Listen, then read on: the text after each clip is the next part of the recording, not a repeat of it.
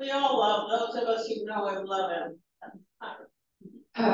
So John, retired Presbyterian minister, having done a lot of work with the sanctuary movement and bringing Renee Hurtado to come and live here in the church as he's battled through immigration laws continued for many decades. And John, I understand that you are at, I'm going to keep referring to you here, even though this is the way that I'm looking directly at you.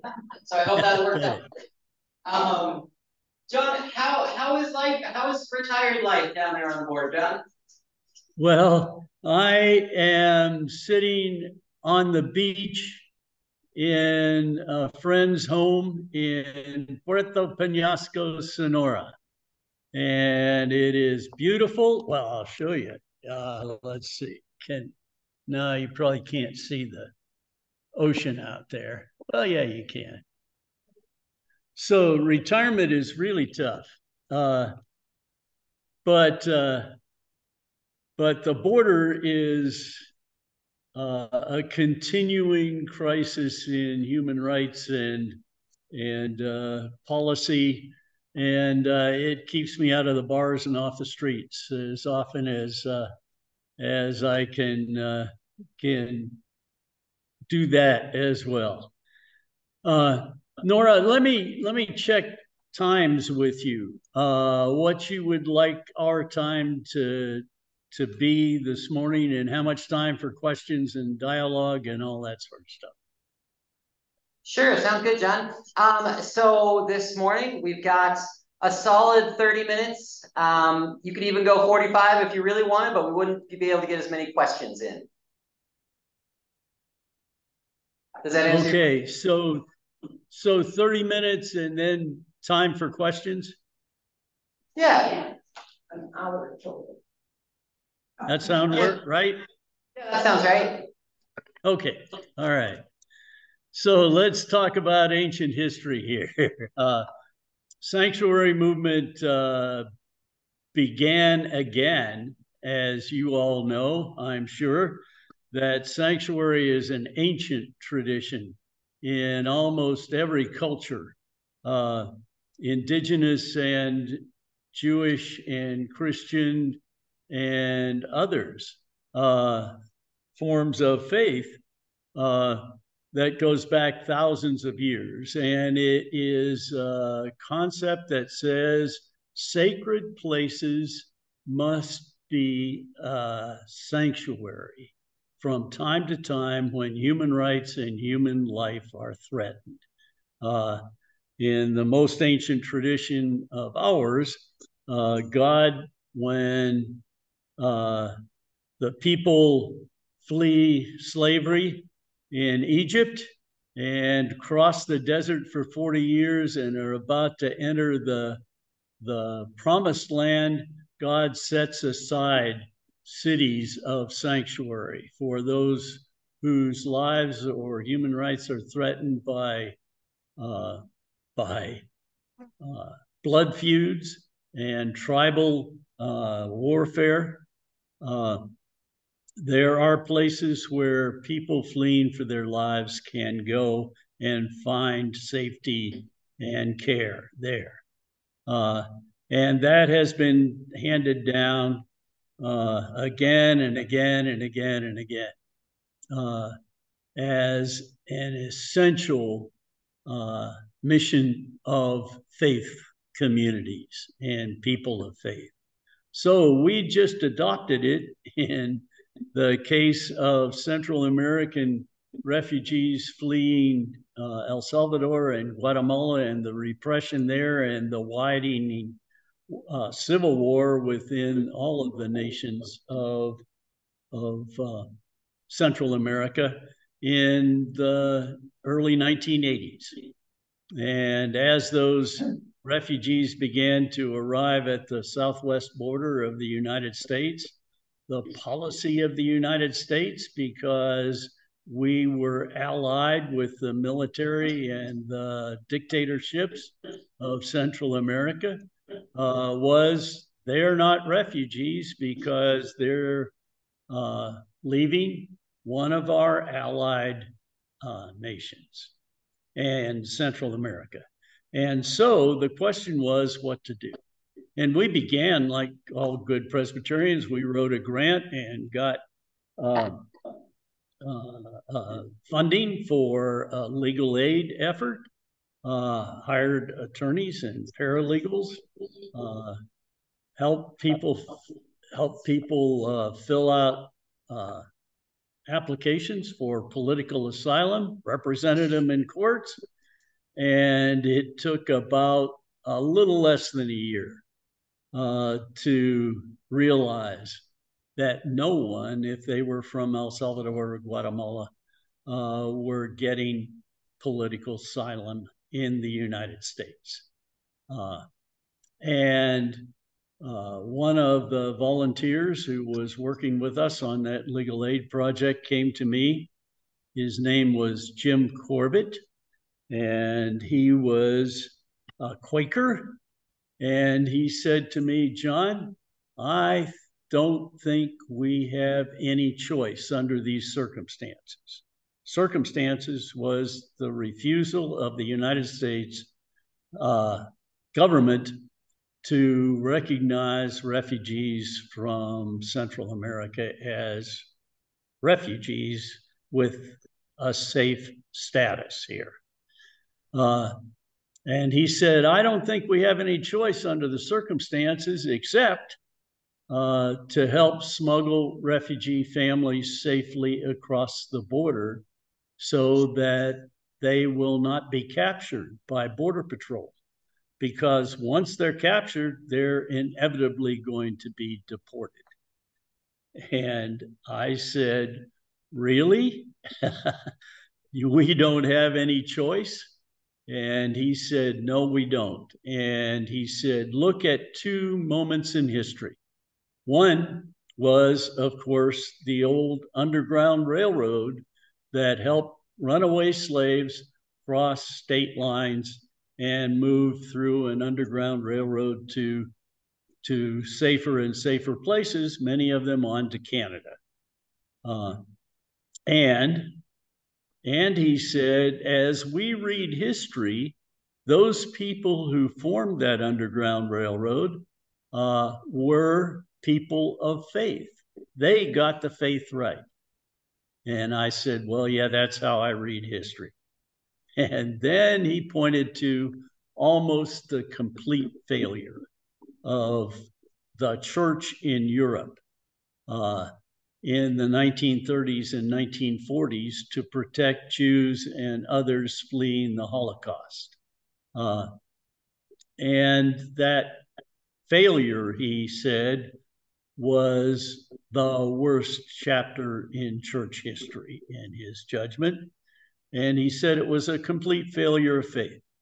And then he looked me right in the eye and he said, I don't think we can allow that to happen on our border in our time, can we, John?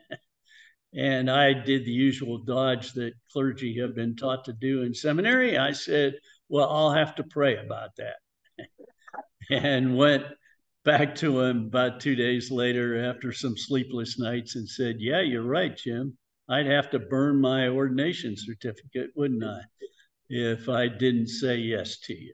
And so a group of about 20 of us started to smuggle families referred to us by a priest in Nogales, Sonora, who was running a shelter for Central American refugees there to protect them from Mexican immigration officials and deportation from Mexico. And so we began to smuggle folks across what we thought was very secretively, but that took about 8 or 9 months. And at a political asylum hearing, a government prosecutor came to our attorney and said, we know what those guys are up to. Tell them to stop it or we'll indict them.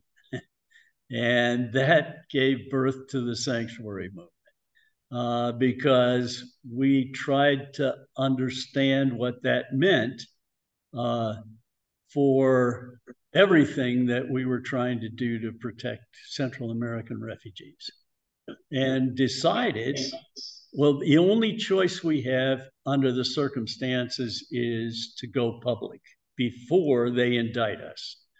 And it was, what's an appropriate strategy before we're indicted for helping families safely cross the desert? Uh, and and the conversation was, well, how do we go public? And what do we call this? And how do we do this? And I had gotten a letter from a Lutheran pastor in East LA recently who described how an immigration agent had chased a 14-year-old kid from El Salvador down the street. And the kid had run into his church and hid in a closet. The agent called for backup. They searched the church. They found this kid in the closet, put him in handcuffs and let him away. And after describing this in a letter, why that pastor had said to me, why can't the church be a sanctuary for Central American refugees as it was in medieval Europe, a sanctuary from capture and deportation? And I had, quite frankly, thrown the letter in a wastebasket because I thought, oh yeah, we're going to go back to medieval Europe. But I remembered that while we were talking about how to go public before we were indicted, and said, well, off the top of my head, maybe we could call this a sanctuary. And everybody thought that was a good idea if it was Southside Presbyterian Church in Tucson that tried it first. And so we undertook a process with the congregation for about 3 months, as you did, I'm sure, at St. Luke. And on the anniversary of Archbishop Romero's assassination in El Salvador, we received a mother, father, and 2 small children from El Salvador into the sanctuary of the church. And 4 other churches in the United States declared sanctuary at the same time, one in Washington, D.C., one in New York, one in Los Angeles, and one in San Francisco. And we waited for the indictments because the government, when they were asked about what to do about this little Presbyterian church out in Tucson, Arizona, protecting undocumented people from Central America there, they said, well, that's a violation of the law. And if we learn that that's exactly what they're doing, we will indict them. And so we kind of were waited for the next step in this process. And the most interesting part was about a month after we declared sanctuary, I get a call in my office, and this guy says, I'm a human rights attorney from New York, and I've been reading about what you're doing out there, and you've got it all wrong. You keep claiming you're doing civil disobedience. And I said, yeah, the government says they're going to indict us. And so, yeah, I've been quoting Dr. King, and I've been quoting Gandhi and other practitioners of civil disobedience. And he said, stop it. You're not doing civil disobedience. And I said, I don't understand. And he said, listen, dummy. He said, it's not you that's violating United States law.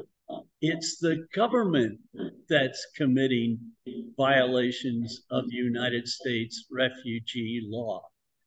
So every time you start talking about doing civil disobedience, people don't understand the issue. It's the issue is it's the government that's breaking the law, not you. And I said, "Oh, I think I understand, but what do we call what we're doing then?" And he said, "I don't know. Make it up." And so I reported the phone conversation to my friend Jim Corbett, who got me into this mess in the first place. Uh, and he came back 2 days later with a paper called Civil Initiative. And he defines civil initiative as the legal right of all of us to directly aid the victims of human rights violations when government is the violator. When government violates human rights, we all have to protect the victims. And the principle that went back to, according to Jim, was the Nuremberg trials after World War II, when, of course, Nazi generals and civil officials were indicted for violations of human rights, the Holocaust, and their legal defense was we were just following the law of the state of Germany.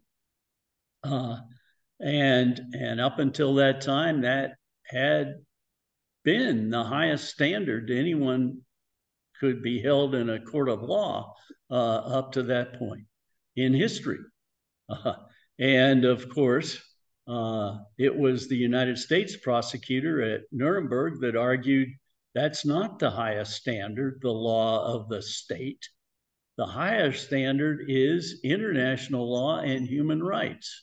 And all of us are accountable for violations of human rights and international law. And that Nuremberg tribunals bought that whole set of refugee rights and human rights has been developed since then. And it is the standard to which all of us are accountable. And so we said the sanctuary movement is not civil disobedience, it is civil initiative, the legal right to protect the victims of human rights violations. And a movement began. And by that time, there were probably 50 to 100 Central American refugees staying at Southside Church every night. And we were well into the provision of sanctuary. And I was that fall headed for Central America because the work we were doing on the border was trying to determine with our limited resources who was at the most risk if they were captured and deported back to the repression and the massacres of villages and the torture chambers and the killings in El Salvador and Guatemala by government and military. And so I was going to spend a month in El Salvador and Guatemala and other parts of Central America to establish relationships with the church and with human rights groups in those countries so that we could do our work appropriately on the border. And there was this guy that was at the church who was kind of staying by himself. And I started conversations with him.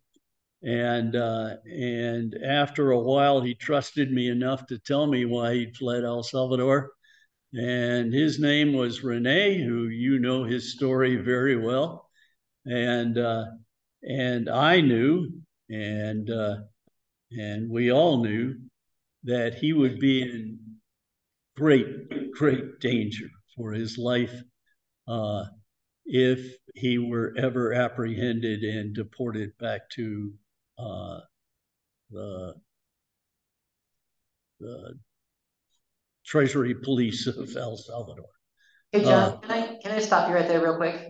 Can you give us just a little bit of background on Renee's story for those of us who maybe weren't around then and maybe just heard from there? Sure. Well, what I learned was Renee had been a recruit in the Treasury Police in El Salvador, and they were the most active military group in El Salvador that was doing the torture and the assassinations and the killings of people who were identified as subversive, namely, and the church in El Salvador was one of the major targets of the Treasury Police and the military of El Salvador. They were the elite corps. And Rene had, when he learned what was required of the Treasury Police in terms of torture and killing and assassination, he fled and deserted the Treasury Police, made his way through Mexico,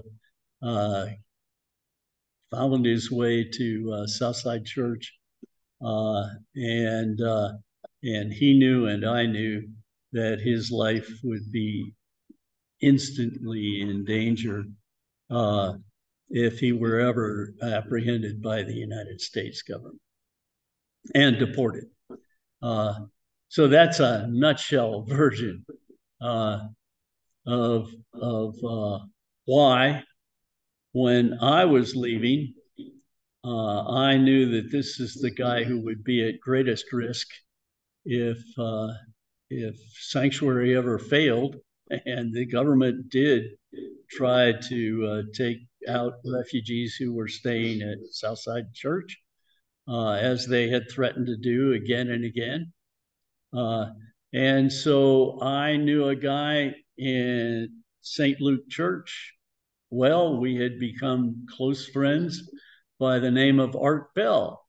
And I called Art and said, I've got a guy here.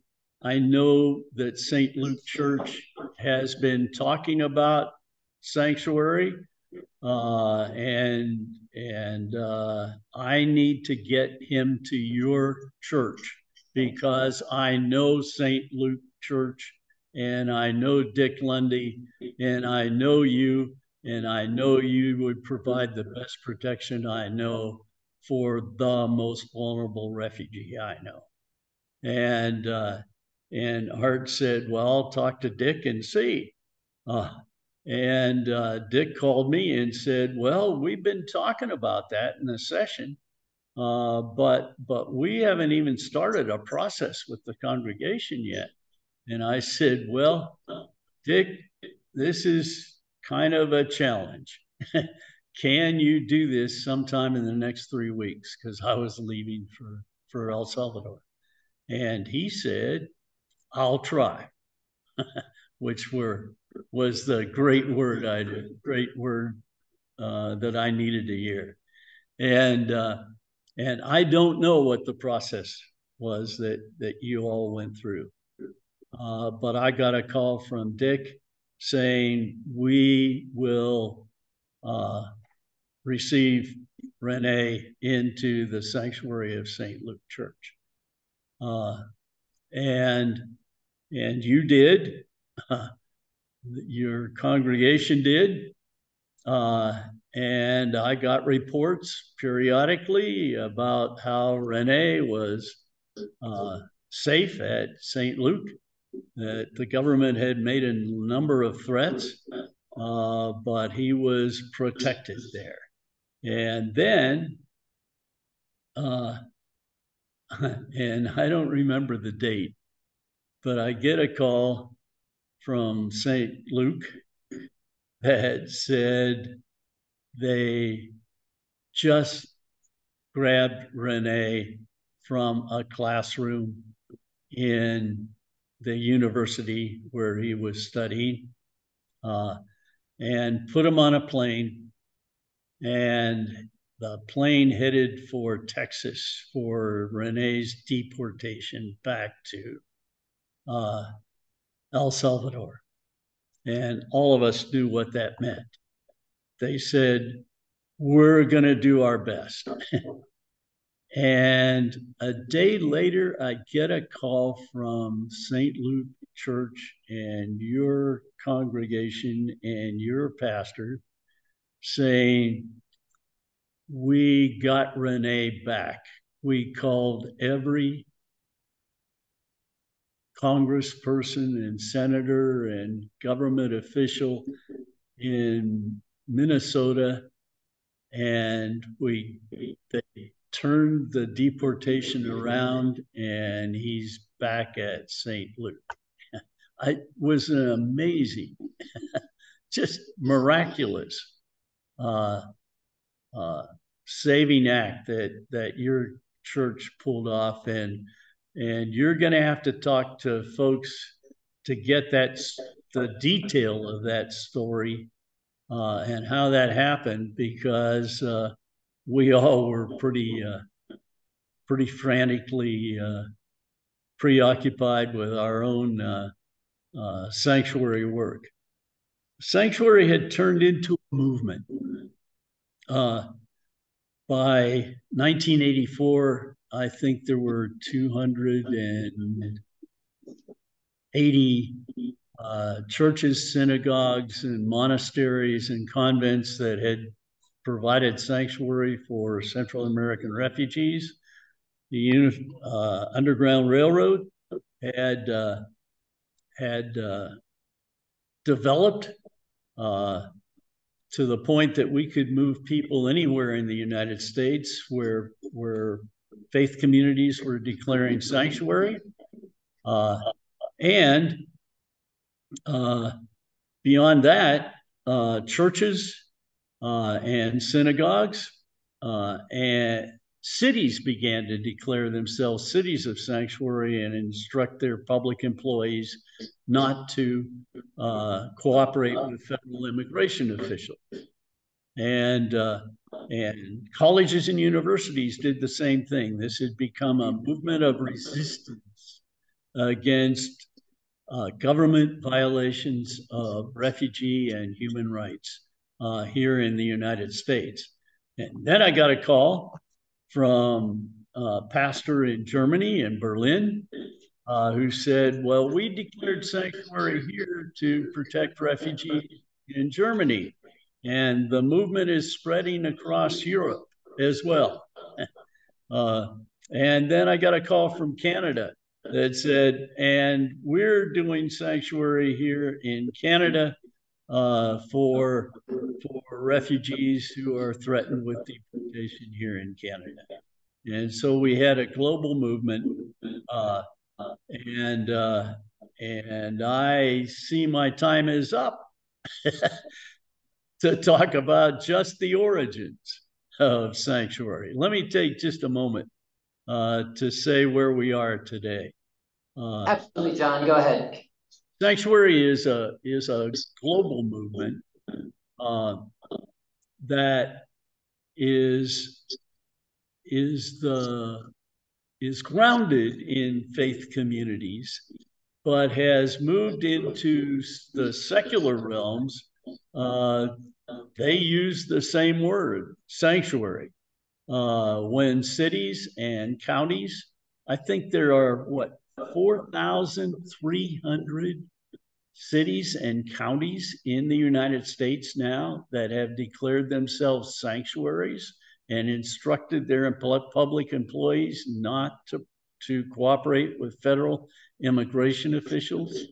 There are thousands of churches and synagogues and mosques that have declared sanctuary here in the United States and beyond that globally. There was just a convening of sanctuary groups in Berlin, Germany, that included representation from the United States, from Canada, from all the countries of Europe, and as well Israel, and Australia. This is a global movement in response to global violations of human rights and refugee rights by the major first world nations of the world, who have a global strategy to keep refugees from their borders. And all of us understand how that is happening globally now.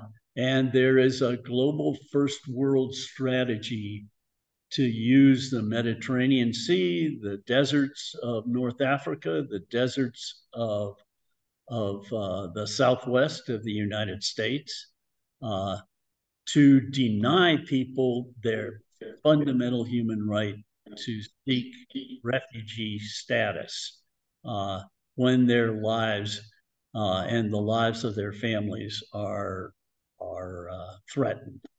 And so sanctuary has become both a secular and a faith-based movement, and a global movement of resistance that we could never have imagined when we were first beginning. And Southside Church in Tucson was talking to St. Luke Church in Minnesota about our responsibility as people of faith. And I am enormously grateful for everything that St. Luke has done to not only protect Renee, but also to protect the sanctuary movement when the government made the first move against us to destroy what for us is a sacred responsibility. So I'll stop there and we can talk together. Well, thank you so much, John. That is an amazing history and amazing work. Thank you so much for that life and legacy. Can we just give quick applause for you? No.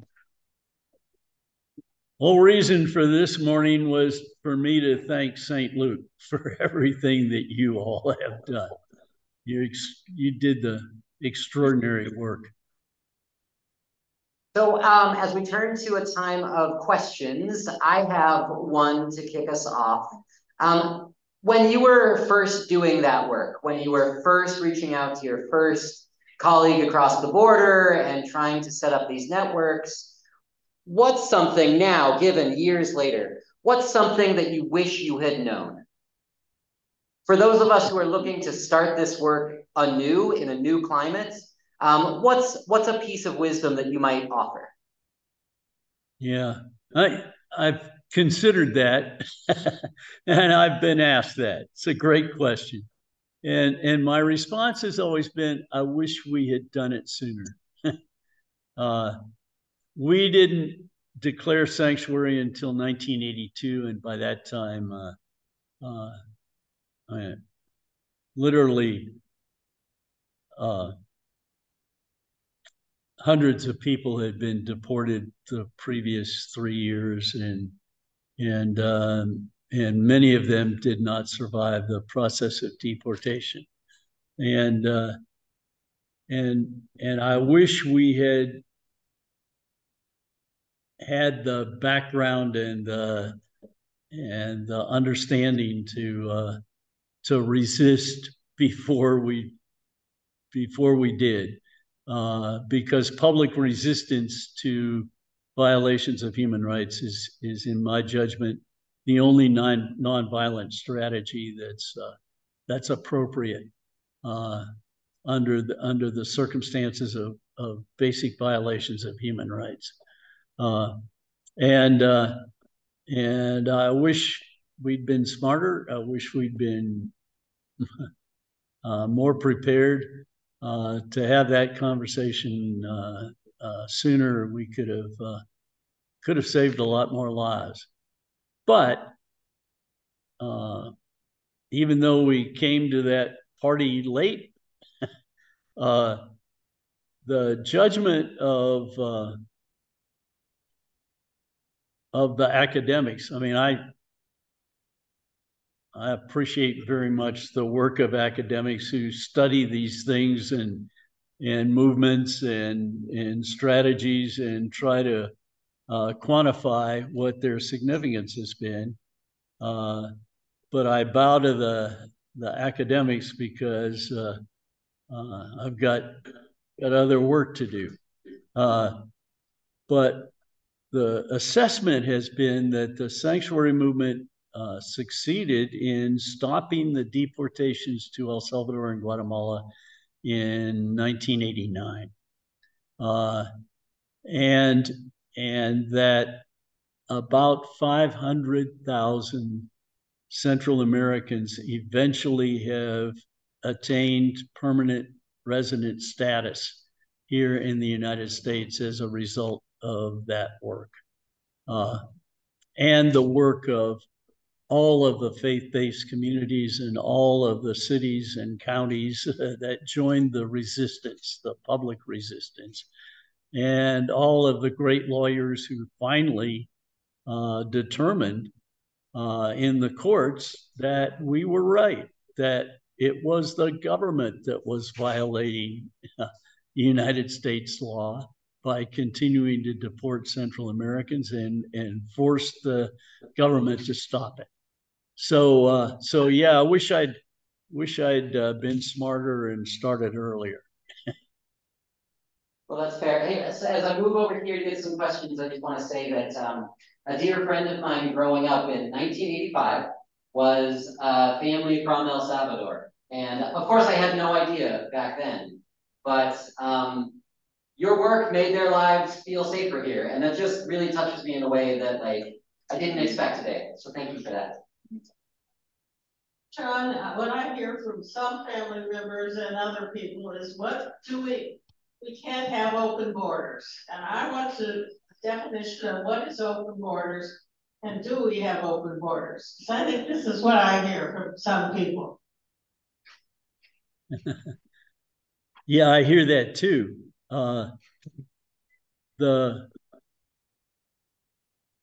There has been in the history of the United States just that, open borders. and we have practiced that as recently as 1994.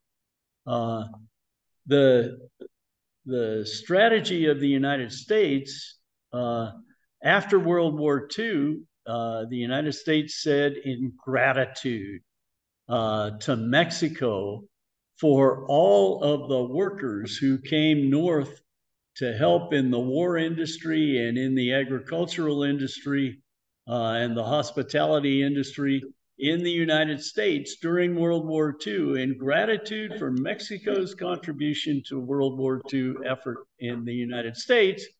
They started what they called the Bracero program that you probably have heard of. And that was anyone who wanted to come and work in the United States, if they were a resident of Mexico without a serious criminal record, could go to a U.S. consulate, get a temporary permit, come to the United States, and work here as long as they wanted.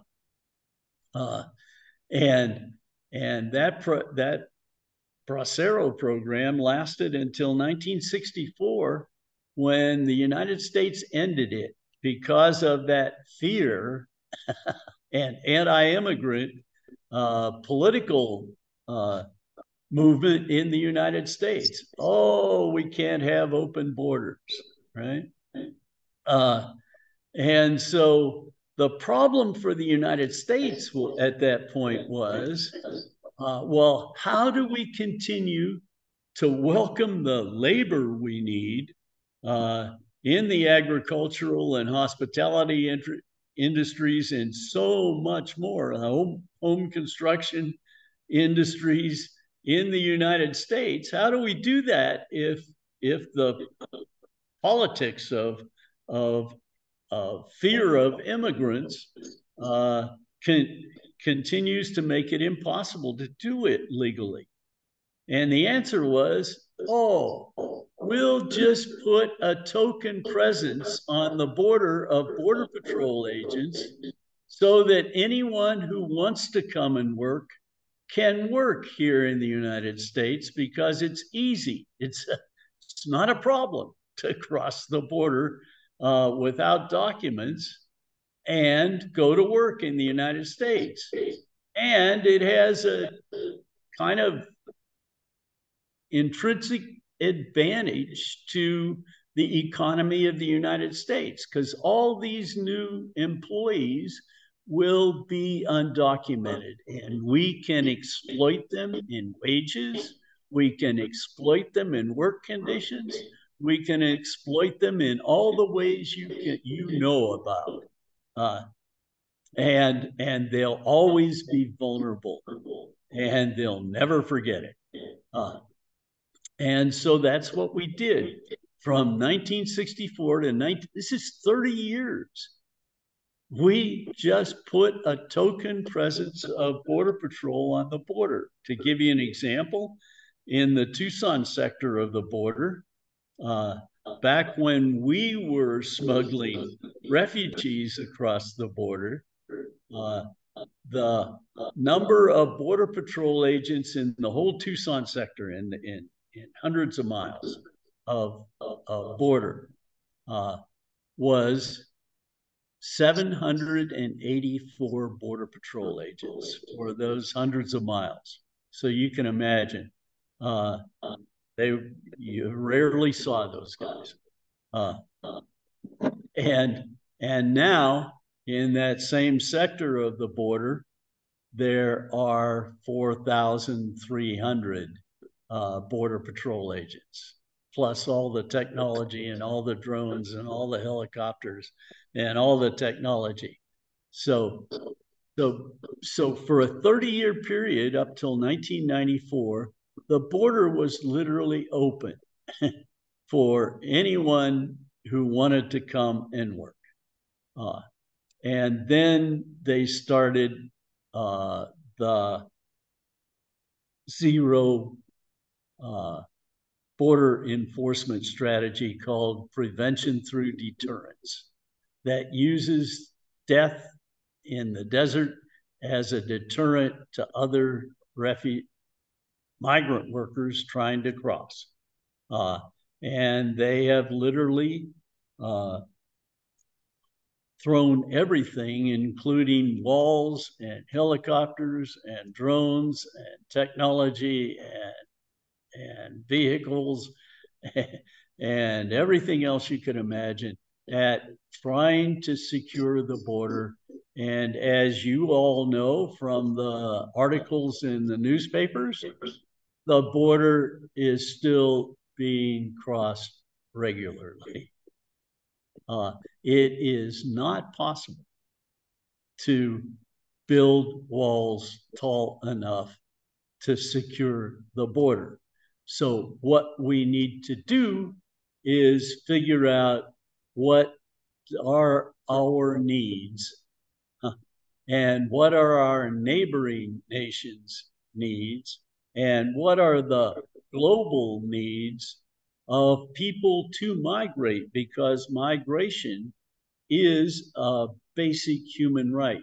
You are allowed to migrate according to human rights standards if your children are hungry, if you're being threatened by cartels and gangs, if there is not a public safety in where you are living, you have a right to move and to seek protections for the life, for your life and the life of your family.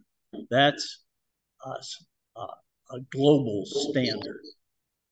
And beyond that, people who are fleeing for their lives have a right to protection and refugee status, and they have a right to cross borders to seek protection without documents. That's the law. It's the law of the United States. It's the law that is the standard in all countries of the world. And it is the one that now we are realizing needs to be a global solution to a global problem. And no one nation, not even the United States of America, can resolve these questions by itself. It has to be a global solution to the record number of migrations that are occurring now as never before in history. Well, amen. Amen, John. You can't stop a pastor from preaching, right? Thank you for that. I didn't hear. Talking about asylum. Talking about asylum. He didn't use that word. We really do appreciate that history of asylum and our borders.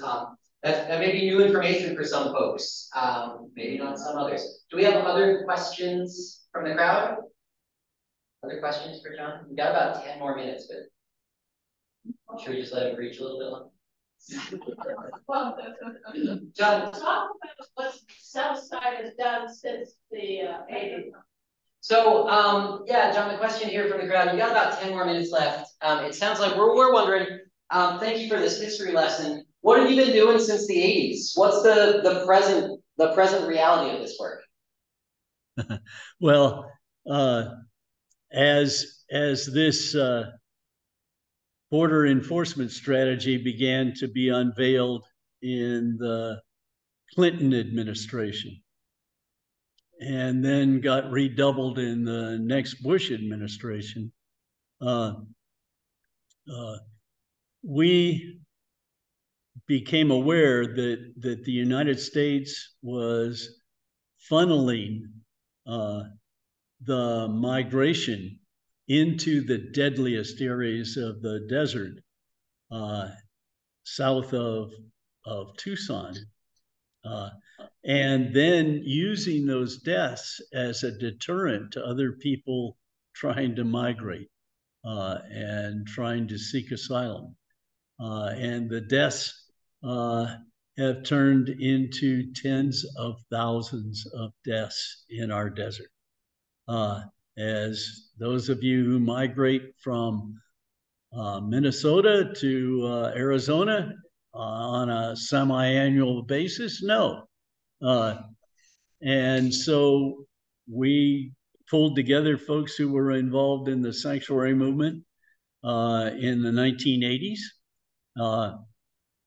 and said, what do we do now? How can we take what we learned from sanctuary out to the desert to protect human life and human rights in the desert, where so many tens of thousands of people are dying? And the answer was, well, we got to try. And the most effective life-saving strategy in the desert is to put water out there. And so we formed an organization called Humane Borders, and then one called Samaritans at Southside Church, and one called No More Deaths at St. Mark's Presbyterian Church in Tucson,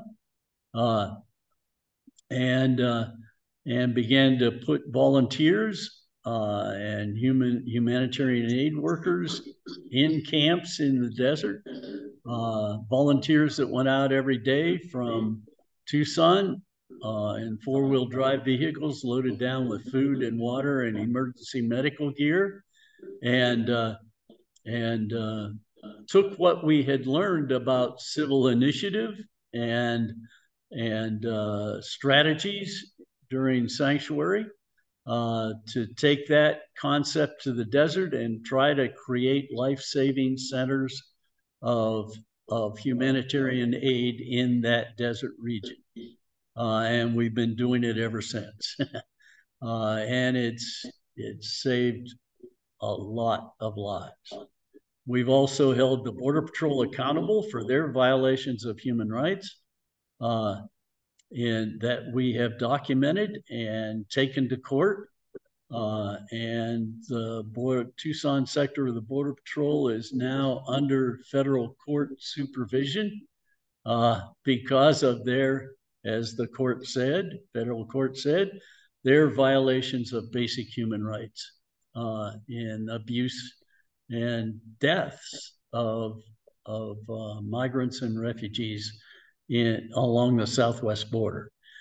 And then in order to protect the right to work, we moved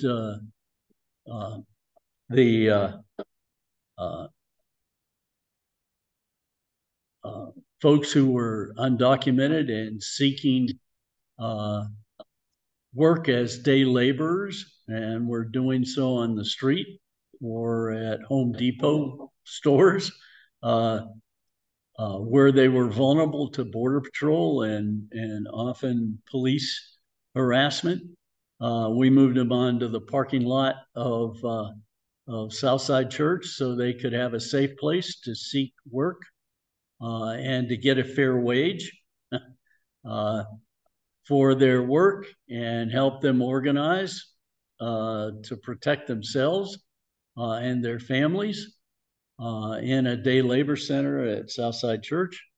And so we've tried to take the lessons of the sanctuary movement in the 80s, one, onto the desert and the border, and two, into protecting the most vulnerable day laborers in Tucson and their families. So we've tried to follow up. Thank you so much for that continued work and ministry with us in the world. We have one more question briefly, and then we're gonna thank you. Hi, John. I'm Daryl Schmidt. We had a delegation to Borderlands from St. Luke in 2007, and that was very impactful for us. Your speaking at that delegation at Borderlands was very powerful and moving for us. Next week, Evelyn has lined up the director of Borderlands, Red Manning, to come and speak with us. Tell us more about your relationship with Borderlands. Well, Borderlinks got started out of Southside Church because we realized that in order to, this was after we were tried and convicted of various crimes in 1985. We decided we had heard that there were folks who wanted to come and learn about what was happening on the border and what we were doing in sanctuary and all that sort of thing. And so I had this young adult volunteer by the name of Rick Ufford Chase, who had come to us and volunteered to do border crossings with us, and said, Rick, I need somebody to form an education component of this sanctuary movement, and I need you to do that. And he, of course, did. He started Borderlinks. Then after sanctuary was over, it evolved into border studies program for groups from across the United States and some international groups. And it developed a component in Mexico, in Nogales, Sonora, and one in the United States in Tucson, and has continued ever since into the kind of border studies program that you will learn about next week. They are close colleagues, and they're no longer affiliated directly with Southside Church, because we're doing Samaritans in the desert, and day labor program. They're doing the education in their own 501c3, but we're colleagues. Wonderful. We look forward to meeting with them and hearing from them next week. Everybody, the Reverend John Fife.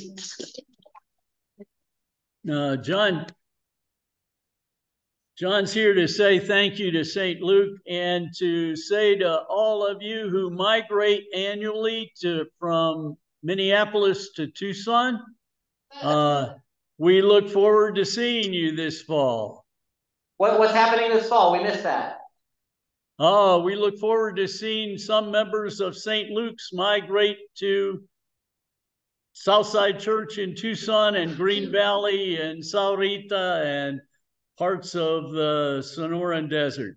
Wonderful, wonderful. Well, our prayers go with those of us who come out to see you, John, and the work that you continue to do out there. For those of you who are interested, this dialogue will be on our YouTube page in the following week. And so please share this with your kids, your grandkids, your community members. Let them know of the important legacy of Sanctuary as well as the ongoing need for continued discussions about open borders and immigration at large.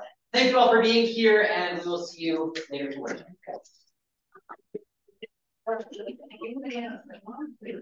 Thanks again, John.